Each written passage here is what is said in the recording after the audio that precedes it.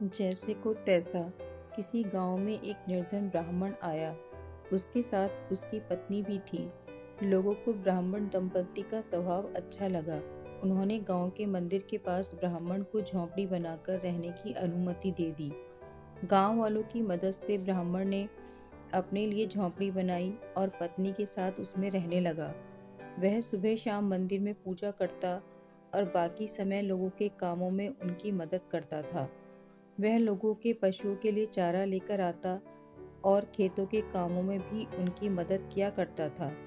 ब्राह्मणी भी पास पड़ोस में घर के कामों में औरतों की मदद किया करती थी। ब्राह्मण और ब्राह्मणी किसी से कुछ नहीं मांगते थे। लोग अपनी खुशी से जो भी उन्हें दे देते वे उसी में संतुष्ट रहते। गांव वाले भी ब्राह्मण और ब्राह्मणी के व्यवहार से बहुत खुश थे, इसलिए वे उन्हें कोई कमी नहीं होने देते थे।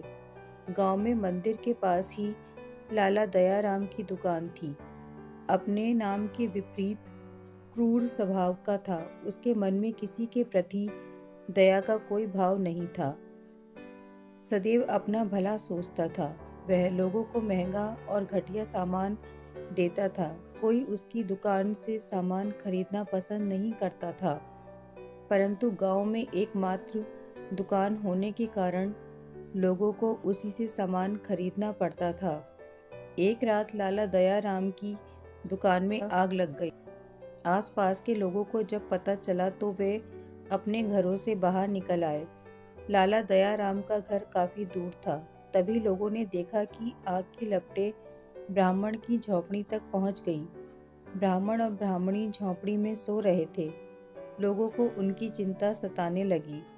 लोगों ने शोर मचाया तो ब्राह्मण और ब्राह्मणी किसी तरह झोपड़ी से बाहर निकल आए। आग की लपटें बढ़ती जा रही थीं। लाला दयाराम की दुकान धू धू करके जल रही थी।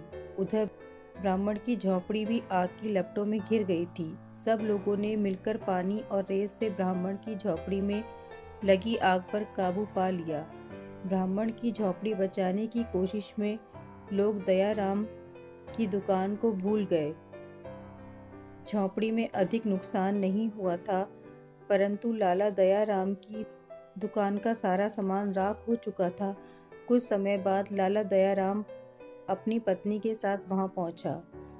उसको हजारों रुपए का माल राख के ढेर में बदल चुका था। उसने रोते हुए कहा, हाय, मैं तो बर्बाद हो गया। तभी उसकी पत्नी ने उसे उलाहना देते हुए कहा, यदि आप लोगों की मदद करते तो आज ये लोग आपकी दुकान बचा लेते। हम जैसा लोगों के साथ करते हैं, हमें वैसा ही फल मिलता है।